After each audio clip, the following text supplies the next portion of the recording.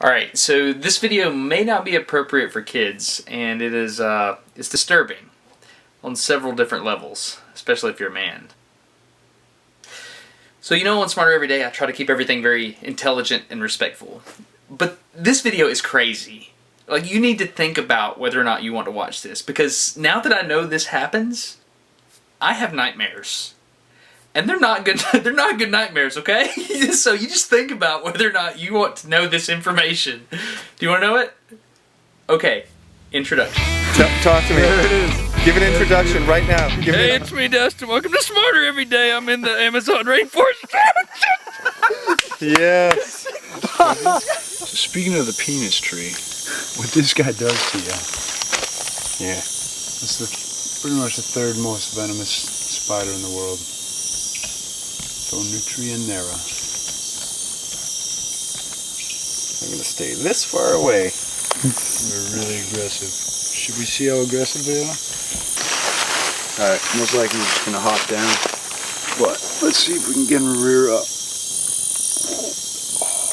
Oh no, he's like, Holy cow, he's fast. So he's gonna put that on their face then. Nah, you go ahead. Yeah. It also causes a condition called a priapism in males. Priapism. Oh yeah, ice water enema to fix that. Yeah. what is it? Okay, this spider is called the Brazilian wandering spider, and if you heard what Phil said, he said it causes this condition in males. I assume that means not in females, and there's only a couple things I can think of that can happen to a male but not to a female. Anyway, we'll come back to that. If you look underneath that front leg, you see how it's got banding, black, white, and black? Yeah. You see that from this angle? See that? Yes. Front leg. So when it gets really mad, it flips those up in the air, and then you can see that black, white, black, white. That's kind of a warning signal. Yeah. It's called a wandering spider? Yeah. Because he doesn't make webs? Correct. Alright, well I'm done with the third most venomous spider in the world. Is he done with you? That's the question. That's the question. Okay, you're on a jungle walk, an entomologist tells you that this spider can affect your penis. Obviously, first thing you do is you get the books out, find out priapism is a medical emergency involving the penis, which is terrifying. So here's what we're gonna do. We're gonna go to this hospital. We're gonna go find a urologist. We're gonna ask him, what are the causes of priapism? And number two, and more importantly, what are the fixes for priapism? So we're gonna go in here. I know it's funny, ha ha ha, Dustin's talking about a penis, but think about it. If you're a male, or you know a male, you need to know this information. So if I have to take the hit, I'll do it. I'll try not to blush. But if he's a urologist, chances are he's either really funny or really boring. So I don't know. Let's go get smarter every day. Whew, missed the door. Dr. Sergey Ananyev, am I saying that right? That's right. And you are a, let me get this, urologist, which is a... Glorified pecker checker. Excellent. Okay, so show me what we're doing here. What is going on with the erection? Well, erection is a byproduct of both nerves and blood vessels working together once a man gets excited. Our penises consist of two chambers that have one-way valves. Those two chambers are called cavernosal bodies, and they communicate to each other. They communicate each other like hydraulically? As in, yeah, sideways, yeah, like with fenestrations. Oh, really? Is it priapism or priapism? It's priapism, and priapism, by definition, is a prolonged erection that is unwanted, that usually lasts 4 hours or longer. Okay, so what does that have to do with a spider in the rainforest? That's why I'm here talking to you. The spider in the rainforest, once it gets hold of you, is able to stimulate and affect a certain pathway, which on the molecular level affects nitric oxide. You'll have this nitric oxide released, which is a molecule, right, that would in turn stimulate another molecule that will then relax the muscles inside the penis. So the nitric oxide is what activates whatever this is. It's a step in the ladder, yeah, to eventually relax the muscle of the penis to allow the blood flow in.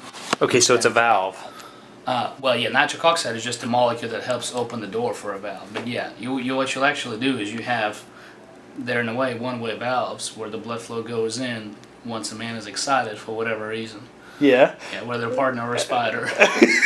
Okay. And once the blood flow goes in, the one-way valves will close and the blood can't come out. You just made me think about something really strange. So, I'm an engineer. Right. And when I was in school, we had to do this equation in something called differential equations. And it was inflow and outflow. And so the rate of inflow versus the rate of outflow determine the internal fluid inside.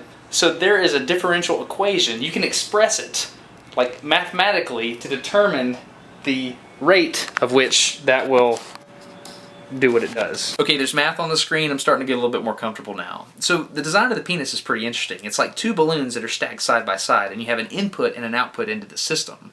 If you throttle these flow rates, you can generate this expanding control volume, and that's the erection. Now, Dr. Ananiev will install these prosthetic devices into men who suffer from ED. It happens to men of all ages, by the way. So he decided to demonstrate how this biomechanical system works in the body by just showing us one of these devices. So this prosthesis this is what you do, right? You insert these into the human body, right? It's one of the many things we do. These are the caverns, right? These are the two cavernosal bodies. When one gets excited, there's an increase in blood flow to both of those bodies. And I will demonstrate it by the virtue of this mechanical pump. So you've got a hydraulic pump and you're squeezing it. That's right.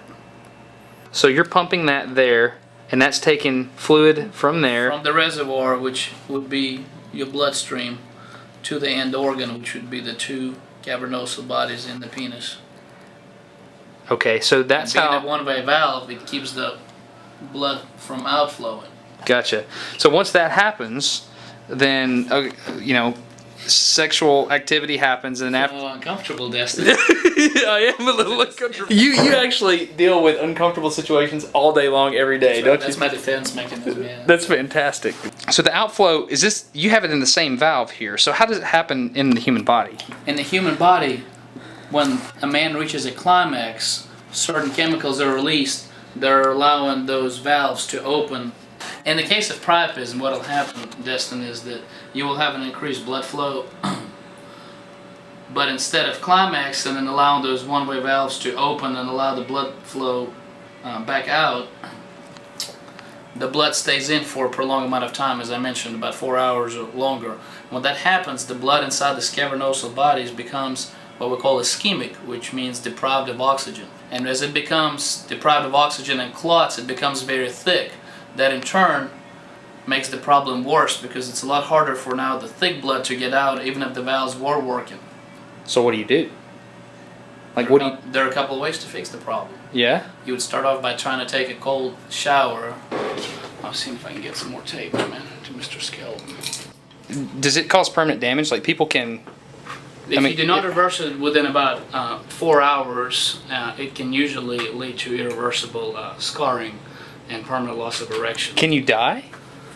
You would usually, I have not in my limited experience seen anybody die of priapism, but you can definitely suffer. So if the cold shower and then the medications do not work, the next step of the process is to actually drain the engorged blood inside the penis with a needle. With a needle? That's right. So you showed me the two caverns. There's a cavern on each side. So you have to drain them independently? No, you do not. Those caverns communicate, so... They have a... If there is one good thing about this, yeah, usually you'll be able to drain it from one side with the other side spontaneously. Deflates? Yep, Is that the term? that would be the term. How big is that needle?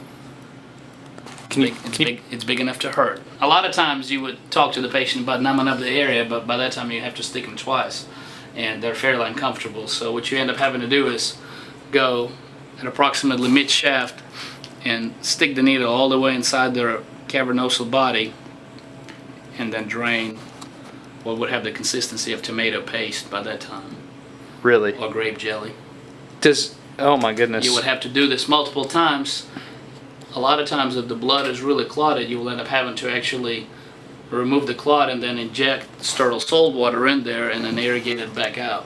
Once you irrigate it out, it can come back within 5 to 10 minutes. And you would actually repeat the process, and for the poor folks in whom the condition keeps returning, you have to go to more drastic measures. Like Going up in size, and instead of a needle, using a scalpel. Most of the time they would require sedation or sometimes trip to the emergency room, where you would actually have to drive the scalpel through the head of the penis Are you serious? and ream it 90 degrees. Are you being serious right now? Yeah, unfortunately. Really? Mm-hmm. And so then that fluid would come out that open? It would actually create what we call a shunt. by virtue of a big size, Man, that- shunt will allow the I'm having blood trouble to breathing right now. recirculate. This is bad. Yeah, So at that point, how do you? that's why I hate spiders. Good gracious. Oh man, there's really nothing more to say, is there? No, So actually in the head, that's right. or is it called the glands? It's called the glands, right? Yes, that's the proper name, glans penis. Glands. So does it, obviously there's damage, there's permanent damage because of that. There can, but there's definitely going to be permanent damage without it. Last thing, how often do you see this problem? Obviously not from spider bites, but Well, it depends on the community in which you're in, but we'll probably see it 2-3 times a year. so it's pretty rare. It's fairly rare, and you would usually be able to identify one by the risk factors, whether it's a predisposing disease like a sickle cell or overdose in medications that help you get to a happy place to begin with. Oh, I see. Well, thank you very much for your time. I appreciate it. Yep. Take it easy. Yep. Okay, in summary, I hope you don't feel like I was being rude or crude or disrespectful at any point in this. This is a serious issue, and I hope I got the information into your brain in a pretty interesting and fun way. Speaking of serious, I'm still not working on Fridays for pay. I'm furloughed, so that's a pretty big deal as a dad. So I'm more than happy to tell you about my sponsor, audible.com/smarter. Audible.com, they have audiobooks, and you can go to audible.com/smarter and get a free one. They want me to tell you about a book you can listen to that has something to do with the video, but I don't think we want to hear the word erection one more time if we can avoid it. So, I'm going to do you one better. Love. There's a book by C.S. Lewis, and actually read by C.S. Lewis on Audible, called The Four Loves. There's one word in English, love. In Greek, there's four. There's eros, there's agape, philia, and storge. Eros is erotic love, think about the video. But these other three are very interesting, particularly storge. I didn't know about it. So once I understood the four loves, my interaction with people in my life changed. It was very interesting, and I think it's good for you to at least explore that. Anyway, audible.com/smarter. You get a free audiobook. You're smart. You know what's up here. I'm Destin. You're getting smarter every day. Have a good one. Okay, so how long does it take? I mean, how long will this last? Several years in a man? That depends on the wear and tear. You're not a joke. You're awful. No, I got it. I can't do this. This is a tree that grows in the rainforest. And it has odd shaped things on it. The end.